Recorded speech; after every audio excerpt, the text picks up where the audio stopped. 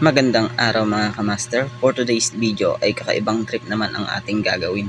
Ngayong araw mga kamaster ay susubukan natin humuli ng palaka gamit ang fishing rod na may single hook setup.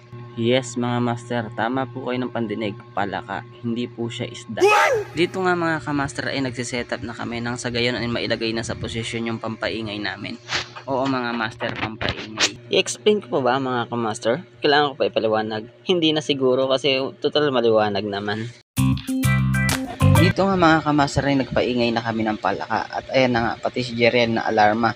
Kala mo asong handal lumundag bigla.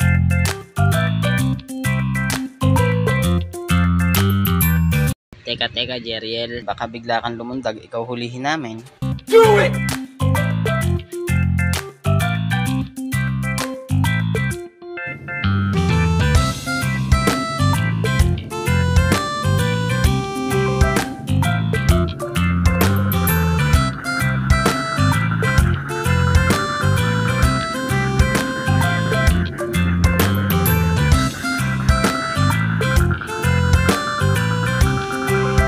Aba, teka, mukhang may nakikita na si paring Jessie. Habang nag-aantay kami dito mga kamaster ay iniisip ko na ako si Lancelot na may hawak ng espada.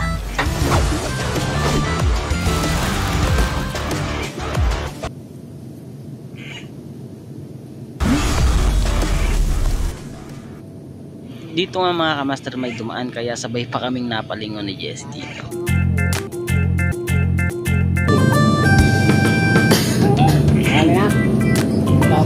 Nakasimula lang. Inom mo naman mamaya. Sabi ito para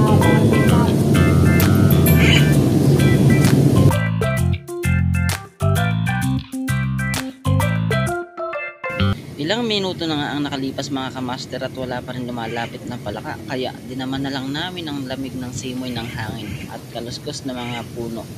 Grabe ang sarap sa pakiramdam, para kang nasa earth. Oh my God! Wow!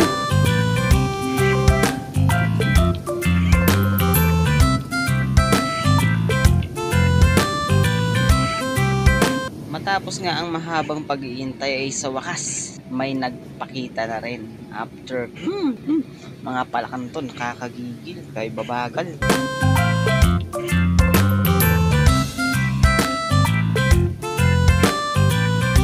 Ilang sandali lang ay meron na rin akong naispatan kaya hindi ko na inaksaya ang pagkakataong ito. Dapuli ka sa akin ngayon. Ilalapag ko pa lang sana mga kamaster pero kusa na siyang sumabit. Oo mga kamaster, kusa na siyang nagpasabit. Hindi pa nakakalapag pero nakuha niya ng lundagin. At kung titignan niyo mga kamaster, alay nag-aalatarsan pa eh.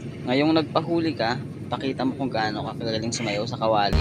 Hanggang sa maging isang ikan comfort. At dahil nakahuli na tayo ng palaka mga kamaster, isa na lang ang sasabihin ko. Paalam!